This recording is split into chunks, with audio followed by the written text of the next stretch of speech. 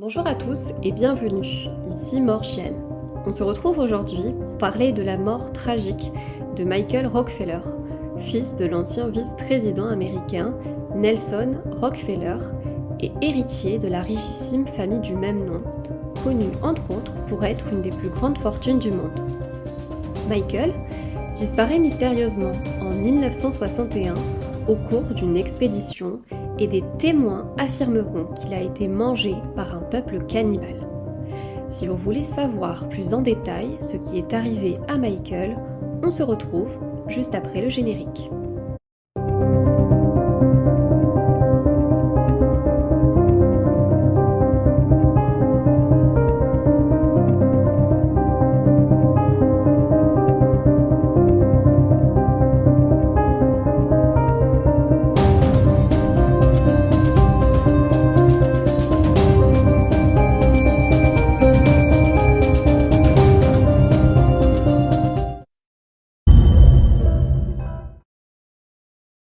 À l'origine de la famille, je dirais même de la dynastie des Rockefeller, on trouve John Davidson, qui est issu d'une famille modeste. Dès son plus jeune âge, c'est quelqu'un qui voit les choses en grand. Son plus grand rêve est de devenir un homme d'affaires. C'est en vue de cet objectif qu'il fait ses études dans une école de commerce à Cleveland, où il obtiendra un diplôme de comptable. Il économise de l'argent qu'il épargne pour le faire fructifier. À l'époque, dans les années 1960, le pétrole n'est pas beaucoup utilisé car les automobiles n'existent pas encore. Elles apparaissent en 1886. Mais John Davidson, très intelligent, comprend le potentiel de l'industrie pétrolière et décide d'investir son argent là-dedans avec ses associés et crée l'entreprise Rockefeller, Andrews et Flagler. Par la suite, il crée une autre société, la Standard Oil of Ohio, qui a une activité de raffinerie de pétrole. Donc raffinerie, c'est là où le pétrole en fait extrait à l'état brut est transformé en produits finis comme de l'essence, du fioul, etc. Cette activité s'avère être extrêmement rentable et John Davidson Rockefeller voit toujours encore les choses en grand, comme je vous l'ai déjà dit, et il ne va pas s'arrêter là. Lui, ce qu'il veut, c'est s'étendre pour posséder toutes les raffineries, pas que de l'Ohio, pas que de la région, mais de tous les États-Unis d'Amérique. Petit à petit, donc, il rachète les raffineries de ses concurrents et devient un vrai magnat du pétrole. Ensuite, il ne se limite plus à juste une activité de raffinage, il se lance aussi dans l'extraction du pétrole, la fabrication de barils et le transport de ces derniers. En fait, il maîtrise toute la chaîne de production de A à Z. Après le pétrole, parce que ça suffit pas, il s'intéresse à d'autres domaines tels que l'aviation et l'automobile. Sa fortune grandit d'année en année et à l'âge de 57 ans, il prend sa retraite et devient officiellement l'homme le plus puissant du monde et le plus riche des États-Unis. Son fils, John Davidson Rockefeller Jr., prend les rênes de l'entreprise familiale. Pendant sa retraite, il investit sa fortune dans des projets immobiliers et fait construire le célèbre Rockefeller Center à New York, composé d'un ensemble de 19 bâtiments destinés au commerce et au divertissement. C'est un lieu connu, très prisé des touristes du monde entier. Côté vie privée, il aura avec son épouse, Celestina Spellman, 5 enfants. Bessie, Alice, Alta, Edith et son seul fils, donc John Davidson Rockefeller Jr. Donc on l'avait dit, il a repris les rênes de l'entreprise familiale. Et John Davidson Rockefeller Jr. aura plusieurs fils, dont Nelson Aldrich Rockefeller, qui sera le 41e vice-président des États-Unis d'Amérique.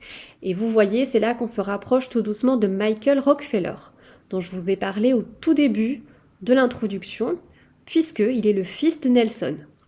Je vous laisse donc regarder l'arbre généalogique pour que vous puissiez vraiment visualiser le lien entre les différents membres de la famille dont je vous ai parlé.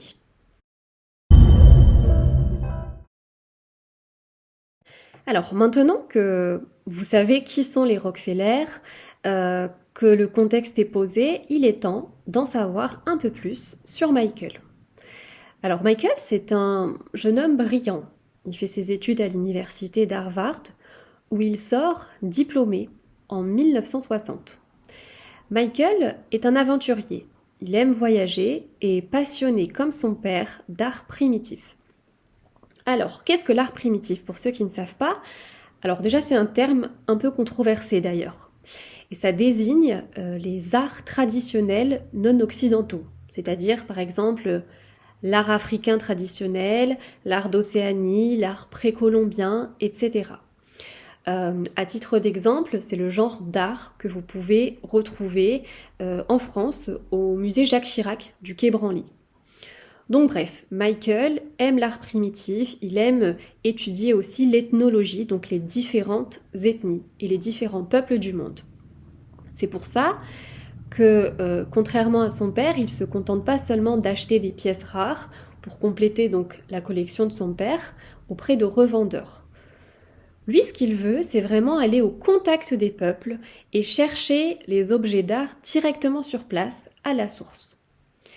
Et donc c'est dans ce but qu'il part lors d'une première expédition en 1960, en partenariat avec l'université d'Harvard, dans la partie néerlandaise de la Papouasie-Nouvelle-Guinée, où il participe en tant qu'ingénieur du son à la réalisation d'un documentaire qui s'appelle Dead Birds et qui sortira plusieurs années plus tard, en 1965.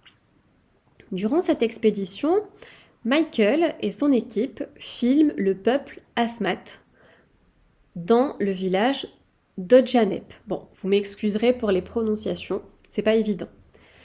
Donc, avec l'accord de ces derniers, bien sûr, il les filme, mais par contre, le peuple Asmat refuse catégoriquement de leur vendre des objets culturels. Alors, effectivement, dans le monde occidental, on a tendance à parler de ce genre d'objets juste comme des objets culturels. Mais ce qu'il faut vous dire, c'est qu'au-delà de simples objets culturels, d'objets de décoration, pour les peuples, comme ici les Asmat, c'est pas que de la décoration en fait, c'est des objets rituels, c'est des objets qui ont une grande valeur pour eux, c'est des objets sacrés qui ont une importance vraiment primordiale dans leur pratique religieuse et dans leur existence. Donc c'est bien plus que de la décoration.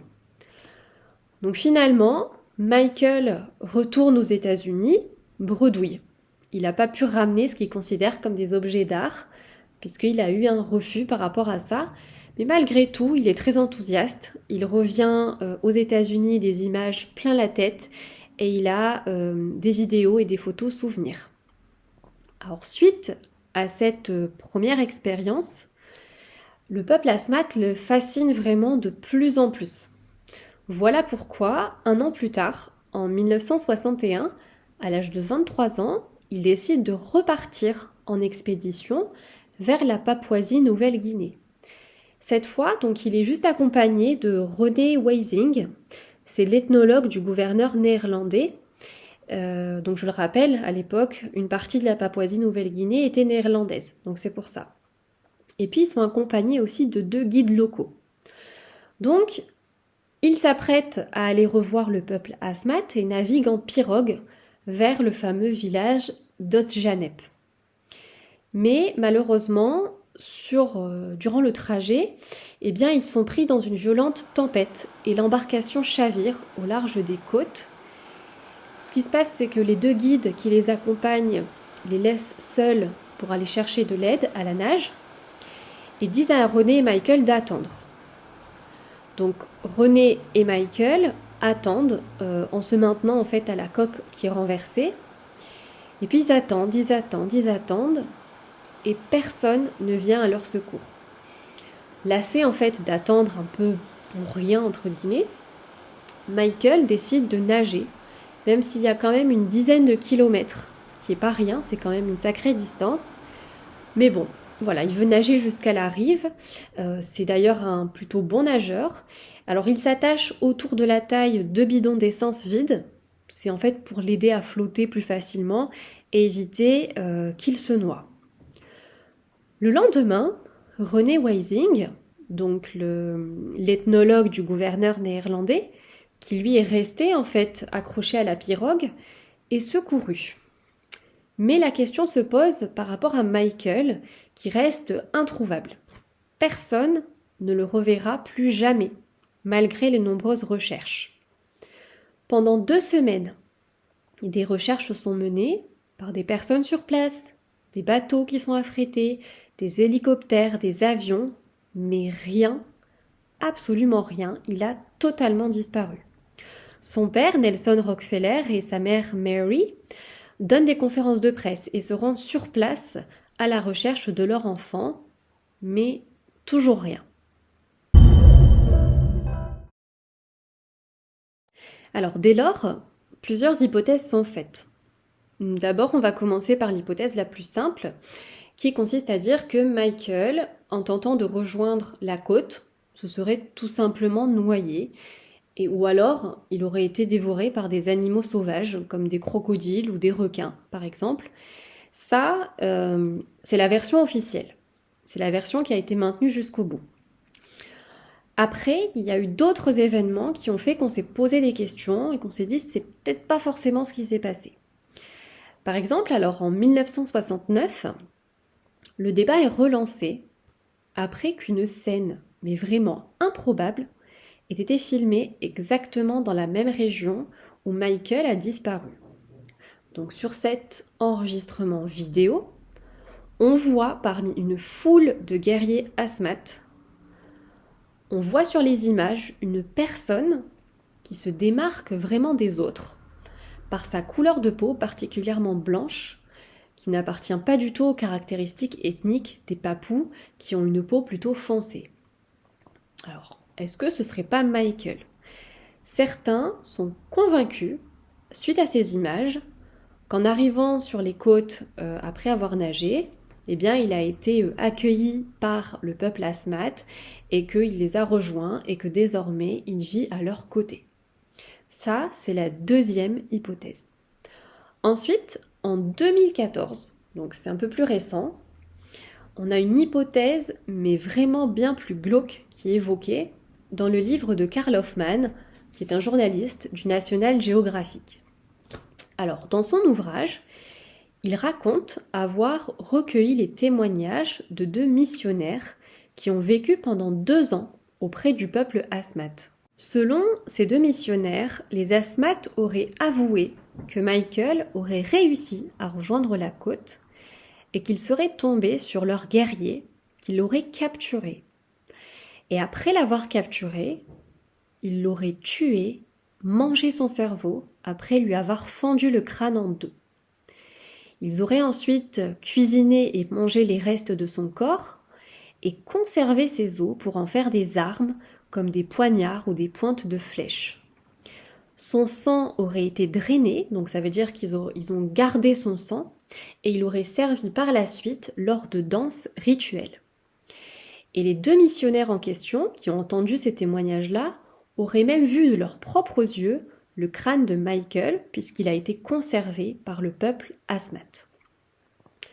En fait, ce qui s'explique, c'est que Michael aurait en fait été comme un dommage collatéral, on va dire. C'est-à-dire qu'il aurait été tué par vengeance, parce que quelques années auparavant, les Néerlandais seraient intervenus suite à des massacres entre villageois, donc entre 2 villages en l'occurrence, le village dont on parle depuis le début, le village d'Odjanep, et un autre village voisin, Omadesep. Et durant cette intervention néerlandaise, 4 chefs de guerre asthmates auraient été abattus. Et donc, les asthmates, forcément ça leur est resté en travers de la gorge, on peut les comprendre. Donc ils ont toujours eu ce désir de venger leurs guerriers. Et donc en voyant finalement Michael arriver sur la côte, eh bien ils auraient eu là l'occasion en fait de se venger des hommes blancs. Et en fait cette histoire, donc du fait qu'ils ont dévoré Michael, est connue des asthmates d'Odjanep, mais en fait c'est gardé entre eux un peu comme un secret. Ils se la racontent qu'entre eux, cette histoire, mais ils veulent pas que ça s'étende par peur des représailles des Occidentaux. D'ailleurs, les jours qui ont suivi la disparition de Michael, les asthmates du peuple d'Odjaneb auraient été en fait terrorisés par tous les moyens qui ont été mis en place par la famille Rockefeller et les Néerlandais, tous les moyens qu'ils ont mis en place pour retrouver Michael, parce que il faut se rappeler que c'est un peuple qui a vécu hors du monde moderne, et donc ils savent pas en fait ce que c'est qu'un avion, ils savent pas ce que c'est qu'un hélicoptère, et donc tout de suite ils se sont demandé qu'est-ce que c'était que tout ce bruit, ces engins qui volent dans les airs, et donc ils ont pris peur. Déjà ils ont pensé que c'était le début de la vengeance des Occidentaux. Et ensuite, peu après ce qui s'est passé pour Michael, eh bien, les asthmates ont été touchés par une effroyable épidémie de choléra. Et donc, ça les a confortés dans leur idée que c'est la malédiction des hommes blancs qui sont là pour venger la mort de Michael. Donc, en fait, finalement, ce secret par rapport à ce qui est arrivé à Michael est vraiment gardé entre eux. C'est un peu un sujet, je vais pas dire un sujet tabou, mais ils veulent pas trop en parler parce que pour eux, ils ont subi ensuite des horreurs et des grosses vengeances comme le choléra, etc. Même si nous on sait que ça n'a aucun lien avec l'histoire de Michael, mais pour eux c'est comme une malédiction qui s'étend sur eux par rapport à l'acte l'acte qu'ils ont perpétré. Quoi qu'il en soit, malgré toutes les spéculations, malgré toutes les hypothèses, avec plus ou moins de preuves, eh bien, il faut qu'on se résigne à se dire qu'on n'aura jamais le fin mot de cette histoire. Même si aucun corps n'a été retrouvé, Michael sera légalement déclaré mort en 1964. Donc je vais terminer cette histoire par une grande pensée pour Michael, malgré qu'on ne sache pas avec certitude s'il est mort ou pas. Et puis aussi surtout une pensée pour ses amis, sa famille, toutes les personnes qui lui étaient proches, parce que je suis convaincue que ne pas savoir ce qui s'est passé est dans certaines situations bien plus difficile à vivre que de savoir et d'essayer de tourner la page. Donc une grande pensée pour eux. Et puis bien quant à nous, si vous avez apprécié écouter cette vidéo au sujet de cette histoire assez mystérieuse, je vous invite à me laisser un commentaire pour me dire quelle hypothèse vous paraît la plus plausible. Et n'oubliez pas de me laisser un petit pouce en l'air et à vous abonner. Et quant à moi, je vous dis à la semaine prochaine, samedi 17h, pour une nouvelle affaire criminelle.